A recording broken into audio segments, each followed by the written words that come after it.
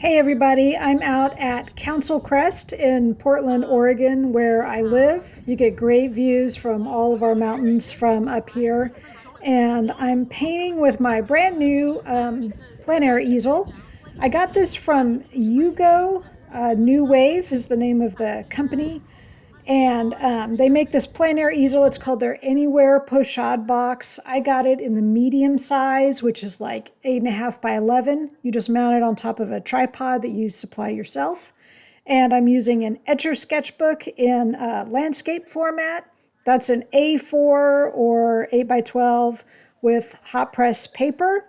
And I have a limited palette of ultramarine, cyan, lemon yellow, gamboge, pyrrole scarlet, magenta, titanium white, and burnt umber. So this is just thin, watery, primary cyan, tiny little bit of white. I may put in some of those streaky clouds. We'll see.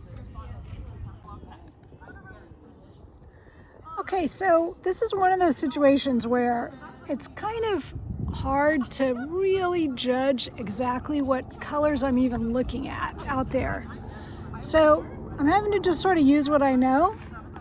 So I decided to make the sky by using that primary cyan. It's more of a greener blue, like a turquoise, so that it'll contrast with those hills off in the distance, which I knew would be kind of ultramarine, kind of more of a classic blue off in the distance.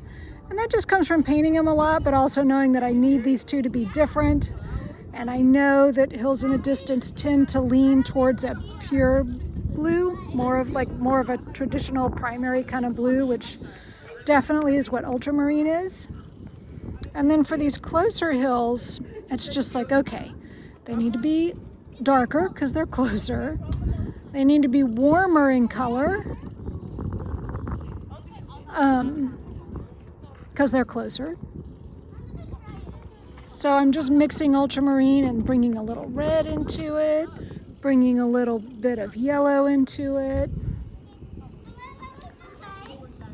And then just seeing if this reads. Does this seem realistic to me? But it is kind of a guessing game. So it does help to just sort of have a go-to palette of colors, use limited colors, and then just think in terms of value. So how light or dark is it? And temperature, how warm or cool is it? And to think about that more than the names of the colors in the tube, I guess. So anyway, I'm gonna keep trying to get this area down so then I can put the trees that are in front of them. And I'm gonna add the white of the mountain last. But I did go ahead and put in some of this blue, some of the blue that's in the mountain. Let me just zoom in. Okay.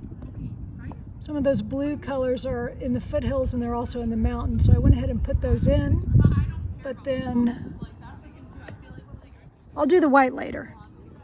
I'm gonna get more of this painting done first. So I'm kind of happy with how loose all of this is. And I like that there's little bits of white showing through because in fact there are little buildings and stuff off in the distance. I mean, I'm looking out at part of Portland, so it's a city. So that might read just fine. So now I'm gonna work on getting in these trees right out there.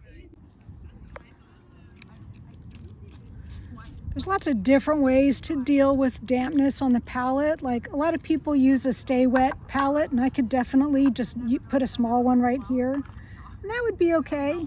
But, honestly, I'm working with such a limited palette of colors. It's my usual magenta, pyrrole scarlet, a warm yellow, which in this case is permanent yellow deep, and a cool yellow, which is lemon yellow. And then primary cyan, ultramarine blue, a white, and a burnt umber. So that's all I've got. And I'm actually happy to just squeeze out a little tiny bit of paint at a time. So I don't have to worry about it drying out too much because I'm just not putting a lot of paint down. So for these trees, I need a really deep dark color. So I'm gonna take this blue, I'm going to mix some red with it. I want a very warm, deep, I'll probably put a little burnt umber in here. I just want a very warm, deep, dark color to start with for the trees, and then I'll add lighter colors on top once I've just got the general shape down. I don't need to copy exactly the way the trees are. I mean, I can just get close. I just know I want this to be sort of fringed with trees. And that's generally what I'm looking at, but it does not have to match perfectly.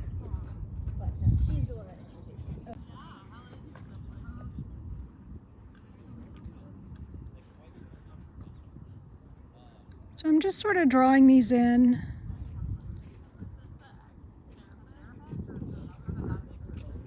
I'm going to come over it with a lighter color, so this is just to get the structure and to get the really deep dark color of the shadowy parts of the trees in.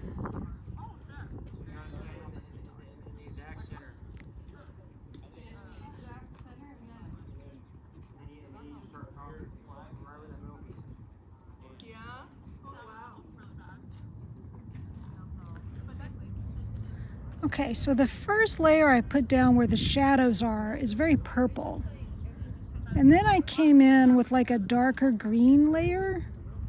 And now I just want to very selectively bring in some lighter, kind of olive tones. I mean, an olivey kind of yellow, which is just what I see out there, to really show where the light's hitting. So I'm just taking my time with this, trying to be very thoughtful about where I put it. Okay, so this is where I ended up. This took me about an hour. Probably would have gone a little quicker if I wasn't filming, but anyway, it was super fun. It was great to get out on a really gorgeous day and do some gouache painting. If you're interested in this kind of thing, I send out a newsletter. It goes out once a week, and there's a ton of tutorials for basically everything you can do in a sketchbook.